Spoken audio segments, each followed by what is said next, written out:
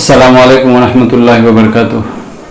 آج میں آپ کے سامنے سورہ بقرہ کی 186 نمبر آیت، جو بہت ہی امپورٹنٹ آیت ہے دعا کے سلسلے میں، وہ پڑھتا ہوں۔ اعوذ باللہ من الشیطان الرجیم، بسم اللہ الرحمن الرحیم۔ وَإِذَا سَأَلَكَ عِبَادِي عَنِّي فَإِنِّي قَرِيبٌ أُجِيبُ دَعْوَةَ الدَّاعِ إِذَا دَعَانِ فَلْيَسْتَجِيبُوا لِي وَلْيُؤْمِنُوا بِي لَعَلَّهُمْ يَرْشُدُونَ۔ اس کا معنی یہ ہوتا ہے کہ جب میرے بندے میرے بارے میں پوچھے تو کہہ دو اے حضور صلی اللہ علیہ وسلم کہ میں بہت ہی تمہارے قریب ہوں۔ جب کوئی پکارنے والا مجھے پکارتا ہے تب میں اسے رسپونڈ کرتا ہوں، میں اسے جواب دیتا ہوں۔ پر چاہیے کہ وہ لوگ مجھے بھی میرا بھی حکم مانے اور مجھ پر ایمان لائے تاکہ وہ سیدھی راہ پائے۔ اب یہاں پہ یہ آیت 185 نمبر آیت کے بعد ہے، جس میں یہ ذکر کیا گیا ہے کہ ہم نے قرآن کو نازل کر دیا ہے سارے انسانوں کے لیے، اور جس میں دلیلیں پیش کی ہے جو فرق کرنے والی دلیلیں ہیں، کلیئر ہے، جس میں کوئی شک نہیں ہے، شک کی گنجائش ہی نہیں ہے، ایسی روشن دلیلیں ہم نے دی ہے اس قرآن میں۔ تو ابھی یہاں پہ یہ قرآن کا ذکر ہونے کے بعد ڈائریکٹلی اللہ تعالیٰ بولتا ہے کہ کہہ دو میرے بندوں سے کہ میں تمہاری دعاؤں کو قبول کرتا ہوں، میں بہت ہی تمہارے قریب ہوں۔ وَلَقَدْ خَلَقْنَا الْإِنسَانَ، ہم نے یقیناً انسان کو پیدا کیا۔ وَنَعْلَمُ مَا تُوَسْوِسُ بِهِ نَفْسُهُ، اور ہم جانتے ہیں کہ جو وسوسے اس کے دل میں آتے ہیں۔ وَنَحْنُ أَقْرَبُ إِلَيْهِ مِنْ حَبْلِ الْوَرِيدِ، یعنی ہم اس کے شہ رگ سے بھی قریب ہیں۔ اللہ تعالیٰ علم کے حساب سے اتنا ہمارے قریب ہے کہ ہمیں دوسرا انٹرسیسر اس سے ملاقات کرنے کے لیے کوئی غرض نہیں ہے۔ اتنا اگر ہم ڈائریکٹلی اس سے بات کرنا چاہتے ہیں تب ہم کر سکتے ہیں۔ اب اللہ نے بتایا دوسری ادھر قرآن میں کہ ادعوا ربکم تضرعا وخفیۃ، یعنی اللہ تعالیٰ کو تم پکارو گر گرا کے اور دھیمی آواز میں۔ اللہ تعالیٰ بہرا نہیں ہے، اللہ تعالیٰ دور نہیں ہے کہ تم اس کو زور زور کی آواز میں پکارو، زور زور سے دعا کرو۔ اب دعا تو ہم کو کرنا چاہیے، زیادہ سے زیادہ ہماری دعائیں ہمیں کام آتی ہے اور اللہ تعالیٰ دعاؤں کو قبول کرتا ہے، مگر اللہ تعالیٰ نے وہاں پہ ایک شرط رکھی ہے کہ تم اگر میرے حکم کو مانو گے تو میں تمہاری دعا قبول کروں گا۔ اب کبھی کبھی ہمیں ایسا لگتا ہے کہ ہماری دعائیں اثر نہیں کر رہی ہیں، اس کے بھی ریزنز ہوتے ہیں۔ کہ ایک ریزن تو یہ ہے جو میں سمجھتا ہوں کہ ہم رٹی ہوئی دعائیں مانگتے ہیں۔ ہم کو جو ہم عربی میں دعائیں کرتے ہیں تو ان دعاؤں کے میننگز بھی ہم کو معلوم نہیں، مگر وہ رٹی ہوئی سنی ہوئی جو یاد ہے وہ دعائیں وہ کرتے ہیں۔ اب جب ہم کسی سے مانگ رہے ہیں اور ہمیں ہی معلوم نہیں کہ ہم کیا مانگ رہے ہیں تو وہ کیا دینے والا دے گا۔ یہی بات ہماری دعاؤں کے ساتھ بھی ہے۔ اب جو ہم دعائیں مانگتے ہیں، دعائیں مانگنی جس طریقے سے چاہیے اس طریقے سے نہیں مانگتے۔ کبھی اپنے آپ کو انٹروسپیکٹ کر کے دیکھنا چاہیے کہ جب ہم دعا مانگتے ہیں تب ہمارے دل لرزتے ہیں کیا، یا تو ہم جب دعائیں مانگتے ہیں تب صرف ہم مصیبت کے وقت مانگتے ہیں۔ اکثر و بیشتر ایسے ہی ہوتا ہے کہ جب کبھی مصیبت آ جاتی ہے تب آدمی فیوس کفور ہو جاتا ہے، ناشکرا ہو جاتا ہے، نا امید ہو جاتا ہے، اور جب اللہ تعالیٰ اس کی نعمتیں سرفراز کر لیتا ہے، ہم پر نشاور کر لیتا ہے، تب ہم بڑے خوش ہو جاتے ہیں، فخور ہو جاتے ہیں، یعنی ہم فخر کرنے لگتے ہیں، اور پھر ہم کو ایسا لگتا ہے کہ یہ میری وجہ سے ہوا، یعنی یہ میرے علم کی بنسبت یہ مجھے مل رہا ہے، اور ہم اللہ تعالیٰ کو وہاں پہ بھول جاتے ہیں۔ ہماری دعاؤں پہ اثر اس لیے بھی نہیں ہوتا ہے کیونکہ ہم اللہ تعالیٰ کا کہا نہیں مانتے، اللہ تعالیٰ اور اس کے رسول کی اطاعت نہیں کرتے۔ اور اس کی وجہ سے جو یہاں پہ شرط رکھی ہے اللہ تعالیٰ نے کہ تم میرا کہا مانو تو میں تمہارا کہا مانوں گا، دوسرے ادھر فرمائے کہ فَاذْكُرُونِي أَذْكُرْكُمْ، تم میری یاد کرو میں تمہاری یاد کروں گا، وَاشْكُرُوا لِي وَلَا تَكْفُرُونَ، تم میرا شکر ادا کرو تم ناشکر نہ بنو۔ دوسرے ادھر بھی فرمایا کہ اے لوگو وَلَا تَكُونُوا كَالَّذِينَ نَسُوا اللَّهَ فَأَنسَاهُمْ أَنفُسَهُمْ، یعنی تم ان جیسے نہیں ہونا کہ جنہوں نے اللہ کو بھلا دیا ہے، حالانکہ اللہ کو انہوں نے نہیں بھلا دیا، انہوں نے اپنے آپ کو بھلا دیا ہے، مگر وہ سمجھتے نہیں ہیں اس بات کو۔ تو جب قیامت کے دن بھی اللہ تعالیٰ بولے گا آج ہم بھی تمہیں ایسے ہی بھول چکے ہیں جیسے کہ تم نے ہم کو بھلا دیا تھا، ہماری ملاقات کو بھلا دیا تھا، آج تمہارے اوپر بھی کوئی رحم نہیں ہوگا، کچھ کام نہیں آئے گا وہاں پہ، نہ کسی کی سفارش آئے گی، لا تجزی نفس عن نفس شیئا ولا يقبل منها شفاعۃ ولا یؤخذ منها عدل ولا هم ينصرون،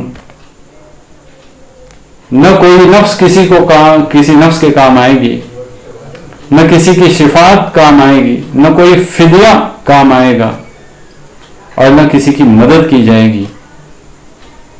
جو کچھ ہمیں کرنا ہے وہ اس دنیا میں کرنا ہے، اس زندگی میں کرنا ہے۔ اللہ تعالیٰ نے ہمیں یہ زندگی اس لیے دی ہے کہ ہم کو آزما لے۔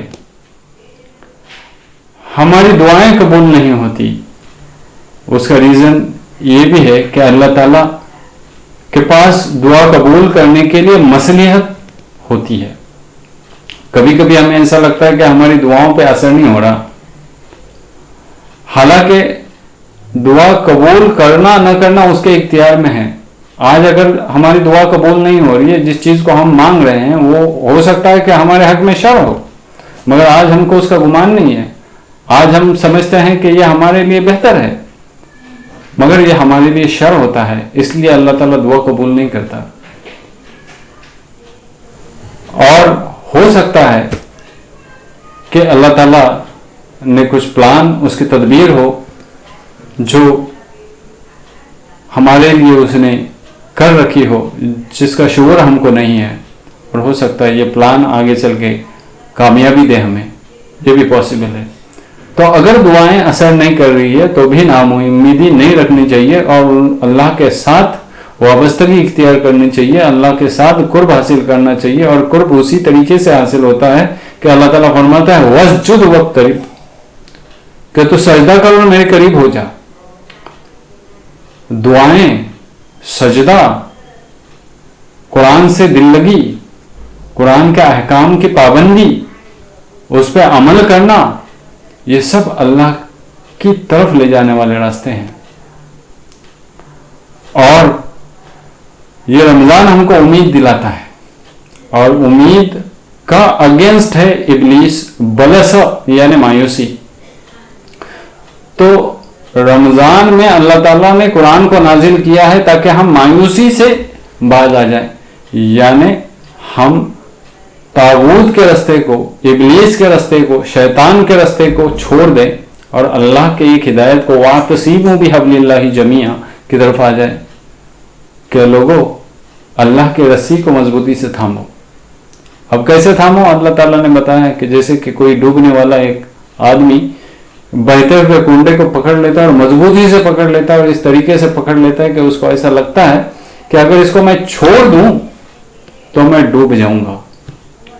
اس طریقے سے اللہ تعالیٰ فرماتا ہے کہ تم بھی اس قرآن کو اس مضبوطی کے ساتھ پکڑو کہ اگر اس کو نہیں پکڑو گے اور چھوڑو گے تو تم بھی ڈوب جاؤ گے۔ تو اتنا کلیئر کٹ گائیڈ لائن دے دیا اللہ تعالیٰ نے۔ دوسرے ادھر فرمایا اللہ تعالیٰ نے کہ وَاذْكُرْ رَبَّكَ فِي نَفْسِكَ تَضَرُّعًا وَخِيفَةً دُونَ الْجَهْرِ مِنَ الْقَوْلِ بِالْغُدُوِّ وَالْآصَالِ وَلَا تَكُنْ مِنَ الْغَافِلِينَ۔ اب یہاں پہ بھی اللہ تعالیٰ سیکنڈ ٹائم فرما رہا ہے کہ اللہ تعالیٰ کو اپنے دل میں، اپنے جی میں یاد کرو، زور سے دعائیں نہ کرو، अपने जी में याद करो, सुबह व शाम याद करो, गिड़गिड़ा के याद करो, उसकी याद में और हमारे गुनाहों के पछतावे में हमारी आंखें नम होनी चाहिए अल्लाह के सामने। और जब हमारी आंखें नम हो जाएगी तो हमें ये कबूलियत की पेशन गोई मिलती है कि अल्लाह ताला हमसे राजी है, क्योंकि हम उतने हम्बल होके उससे मिल रहे हैं। सुबह व शाम अल्लाह को याद करो, सुबह व शाम अल्लाह से मांगो, भीख मांगो, क्योंकि वही है जो दे सकता है। उसके सिवा कोई लायक नहीं है, उसके सिवा कोई काबिल नहीं है, उसके सिवा कोई किसी के ऊपर इख्तियार नहीं है। वो अगर चाहे तो हमें बचा ले, वो अगर चाहे तो हमें अजाब दे दे, उसकी चाहत के ऊपर डिपेंड है। मगर जो हम अगर सीधी राह चलेंगे तो हमको कभी मायूस नहीं करेगा। ये अल्लाह ताला का वादा है और हमको इसी उम्मीद पे जीना चाहिए। देखो, और एक चीज़ जो दुआओं के साथ करनी चाहिए वो ये है कि सिर्फ दुआओं से काम नहीं बनेगा, एक्शन इज इंपॉर्टेंट। बहुत इंपॉर्टेंट है कि एक्शन। अगर मैं यहाँ पे ही बैठ के रहूं और सिर्फ दुआ करूं अल्लाह मुझे हिदायत दे, और मैं हिदायत के लिए हिदायत की किताब खोल भी ना दूं और उसको पढ़ने की कोशिश भी ना करूं, तो मुझे हिदायत कैसे मिलेगी भाई? तुम कितनी भी रो रो के दुआएं करो, कुछ फायदा नहीं होने वाला। तो अल्लाह ताला फरमाता है कि एक्शन इंपॉर्टेंट है। देखो, अगर वो चाहे तो सब कुछ कर सकता है, मगर वो आजमाता है तुम्हें। इसलिए एक्शन, दुआ के साथ एक्शन होनी इंपॉर्टेंट है। जब बैतुल मुकद्दस पर कब्जा किया गया, क्या उस वक्त या उस वक्त से लेकर आज तक कोई दुनिया में मुसलमान नहीं, कोई दुनिया में मोमिन नहीं, किसी ने रो रो के अल्लाह के पास गिड़ा के दुआ नहीं की कि अल्लाह तो बैतुल मुकद्दस को छोड़ दे? अरे बहुत लोगों ने की, क़ियामुल लैल में भी की, इस रमजान में भी की, रोजे की हालत में भी की, रो रो के की, सजदों में भी की, रुकू में भी की, सर पटक पटक के भी की, और की होगी, कर रहे हैं और करेंगे भी। मगर सिर्फ दुआओं से क्या वो बैतुल मुकद्दस छूटने वाला है? नहीं, उसके लिए एक्शन जरूरी है, प्लानिंग जरूरी है। जब तक हम किसी चीज को करने का इरादा करते हैं, उसके बाद प्लानिंग नहीं करते और उसके बाद एक्शन नहीं करते, तब वो प्लान, वो हमारी सोच कभी कामयाब नहीं होती। देखो, दुआएं तो पैगंबर ने भी की थी, दुनिया के लिए भी दुआएं की थी। लाइक सुलेमान अलैहिस्सलाम ने दुआ की, रब्बिग़फिरली वहब ली मुल्कन ला यंबगी ली अहदिन मिन बादी इन्नका अंतल वहाब। अल्लाह मुझे माफ कर दे और मुझे ऐसी बादशाहत दे कि मेरे बाद किसी और को बादशाहत न दे। उन्होंने क्या मांगा था? दुनिया तो मांगी थी। रब्बना आतीना फिद दुनिया हसनतौ व फिल आखिरती हसनतौ व क़िना अज़ाबन्नार।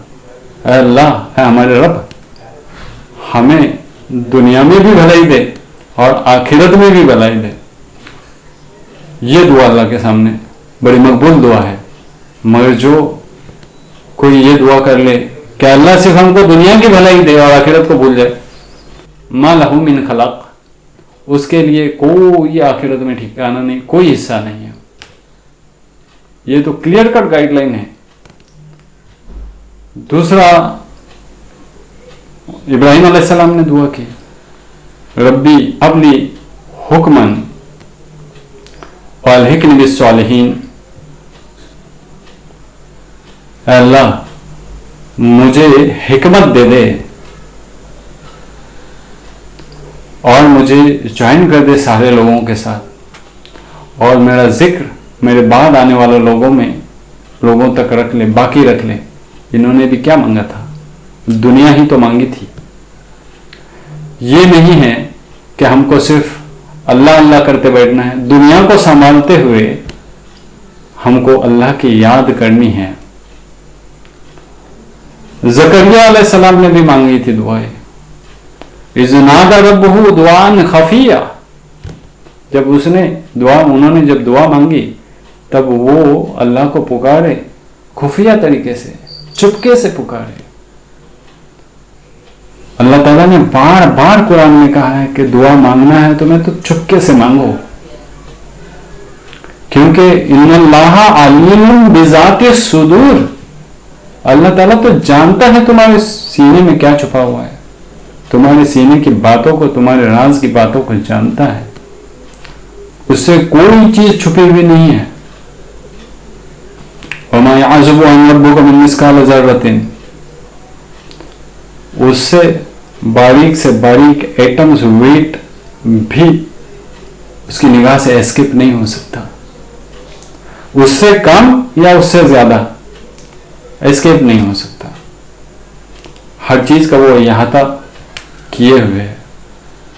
ان اللہ بکل شیء محیط، ہر چیز کا احاطہ کیے ہوئے ہے.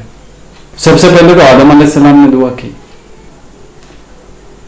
اور پھر ان کی دعا قبول ہو گئی. یعنی دعا میں بھی اثر ہوتا ہے. وہ تو پیغمبر تھے، وہ تو رسول تھے جنہوں نے دعا مانگی تھی. حضرت یونس علیہ السلام نے دعا مانگی تھی مچھلی کے پیٹ میں، ان کی دعا قبول ہو گئی تھی. ہم بھی اور ہماری بھی دعائیں قبول ہو سکتی ہے.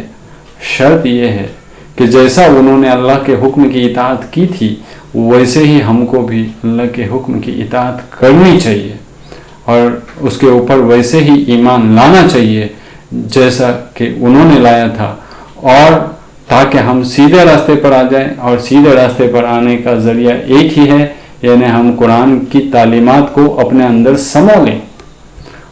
وہ تبھی پاسبل ہے جب ہم قرآن کو گہرائی سے قرآن کا مطالعہ کرنا شروع کر دیں.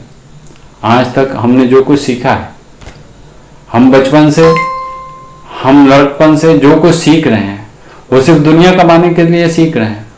اللہ نے عربی میں قرآن نازل کر دیا ہے. اب اس قرآن کو پڑھنے کے لیے، ہمیں سمجھنے کے لیے عربی سیکھنا اتنا ہی ضروری ہے جس کو ہم امپورٹنس نہیں دے رہے ہیں. ہماری کمیونٹی اس سے غافل ہے. ہر ایک نے یہ سوچنا چاہیے کہ ہمیں قرآن سمجھنا چاہیے. جب بھی پڑھا جائے قرآن سمجھنا چاہیے. اتنی تو عربی ہمیں آنی چاہیے. ہماری دعائیں یقیناً اثر کرے گی، مگر اس میں خلوص ہونا چاہیے اور پشیمانی ہونی چاہیے، گڑگڑاہٹ ہونی چاہیے، عاجزی ہونی چاہیے، انکساری ہونی چاہیے، آنکھیں نم ہونی چاہیے، تکبر نہیں ہونا چاہیے، پشیمانی ہونی چاہیے، اور ساتھ میں ہی حرکت ہونی چاہیے، ایکشن ہونی چاہیے، عمل ہونا چاہیے. تبھی ہماری دعائیں اثر کرے گی. وآخر دعوانا ان الحمد للہ رب العالمین.